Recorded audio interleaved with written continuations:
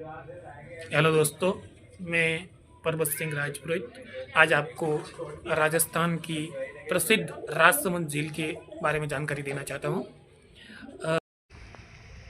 इस झील का निर्माण मेवाड़ के महाराणा राज सिंह द्वारा 1662 ईस्वी से 1676 ईस्वी के मध्य करवाया गया। इस पर वर्णित राज प्रशस्ति के लेखक रणछोड़ भट्ट थे एवं इसके निर्माण के समय प्रथम शिलालेख राजपुरोहित रणछोड़ राय द्वारा रखी गई। इस झील को बनाने के पीछे जो उद्देश्य था वो इतिहास में अलग अलग मिलता है। एक जानकारी के अनुसार महाराजा एक बार अपने ससुराल जो कि जैसलमेर था तो जा रहे थे, तो बीच में जो हैं गोमती नदी का पानी उफान पे था, इस कारण वो जा नहीं पाए। इस कारण उन्होंने नदी का पानी रोककर जो है इस झील का निर्माण कराया। एक जो मत हैं वो इस प्रकार से हैं कि इन्होंने अकाल राहत कार्य के दौरान अपने यहाँ के आम नागरिकों के लिए राहत कार्य के तौर पर इसका निर्माण करवाया। और एक जो दूसरा एक मत है जो सर्वमान्य है, उसके अनुसार महाराजा के द्वारा एक ब्राह्मण और एक चारण की हत्या हो जाती है।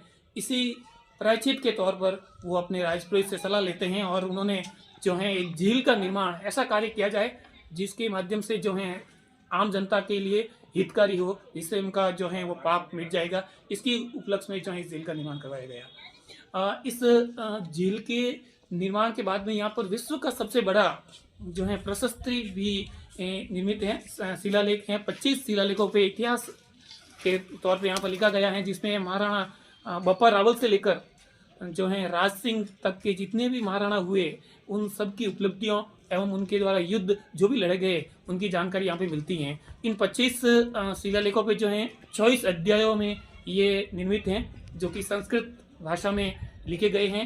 उसमें 1106 संस्कृत श्लोकों से ये बना हुआ है, जो कि पूरे विश्व का सबसे बड़ा शिलालेख है। यहाँ पर इन शिलालेखों के अलावा जो है तोरण द्वार भी बने हुए हैं। तोरण द्वार जो हैं अभी प्रेजेंट टाइम में 4 तोरण द्वार में से 3 जो हैं वो सही सलामत है, एक जो है ये इधर जो है वो खंडित है। इन तोरण द्वारों को बनाने का उद्देश्य ये था कि महाराजा ने अपने जो है वजन के बराबर जो है यहाँ पे दान किया था महाराजा राज सिंह ने।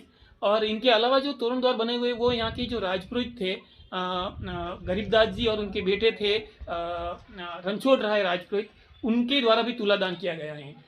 उनके जो राजपुरोहित थे गरीबदास जी, उन्होंने सोने के बराबर जो है दान दिया, और इनके जो बेटे थे रणछोड़ राय राजपुरोहित, उन्होंने चांदी के बराबर जो है तुलादान किया। महाराजा ने सोना चांदी और नवरत्नों से अपना जो है वजन के बराबर तुलादान किया।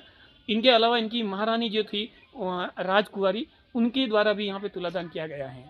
और इस जो है झील के निर्माण के बाद महाराजा ने पूरे झील का जो है खुद अपने शाही परिवार के साथ में पैदल जो है परिक्रमा लगाई थी, पूरी परिक्रमा लगाई थी। ये भी यहाँ पर इन शिलालेखों पे पूरा वर्णित है। यहाँ पर जो जितने भी ये आजू बाजू के जो है ये जितने भी बने हुए हैं ये सीढ़ियाँ हैं वो 9 हैं, इस कारण इसको जो 9 चौकी कहते हैं। और ये जो है जो कृत्रिम झील है, और यहाँ पे 3 नदियों का पानी गिरता है। सबसे प्रमुख नदी जो है वो गोमती है और केलवा है और एक और नदी है।